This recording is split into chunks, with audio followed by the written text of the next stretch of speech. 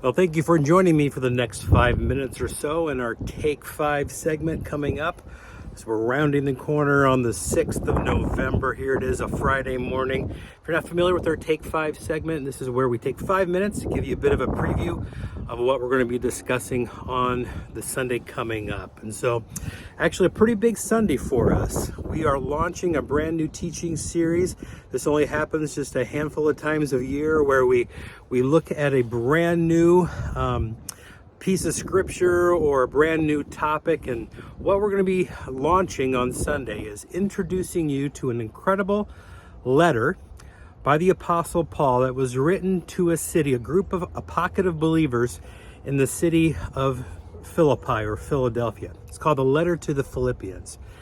And for the next several weeks, we're going to be looking at this book. And the way that it came about is so unusual. And we're going to give you a bit of a flyby overview, sort of a drone's view on Sunday. So if you're able to join us at 10 o'clock, we would love to see you in person. If not, you can get us the teachings on our YouTube channel, Faith Church Martinsville. We hope that you will join us. But the way that the book of Philippians came about was really something that the Apostle Paul never intended. He never intended to plant a church there. He never even intended to go to that particular city, but God had other plans.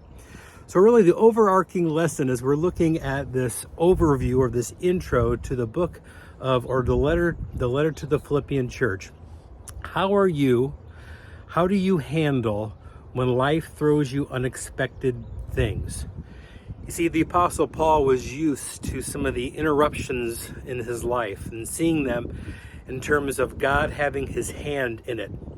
It really began with his conversion experience. Before Paul, he was named Saul of Tarsus, on the road to Damascus. And Jesus really interrupts his life. He was on his road trying to root out Christians, to throw them into jail. He considered them a cult, and yet God had different plans for this guy by the name of Saul. Eventually he became Paul, and then he started this incredible ministry of going to various cities and preaching the good news that he had discovered on that particular road. And throughout the time of Paul's missionary journeys, he came to a particular city by the name of Philadelphia. Never intended to go there. In fact, he had other plans, and yet God directed him to this particular place. Never intended to meet the kind of people that he met. And yet this church, this small band of believers, were perhaps his favorite church. They encouraged him, they supported him. Not only was Paul a blessing to them, but they were definitely a blessing to Paul.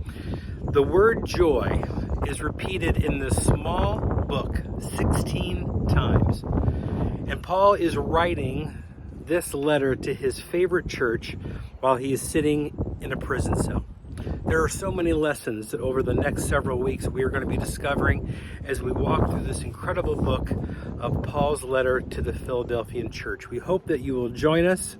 We hope that you'll join us in person. If not, you can get to us on our YouTube channel. Come be a part of this. It's a great time to get on the ground level, on the ground floor of this incredible teaching as we do a bit of a flyby, drone's view of the entire letter on Sunday. Well, God bless you and have a wonderful day.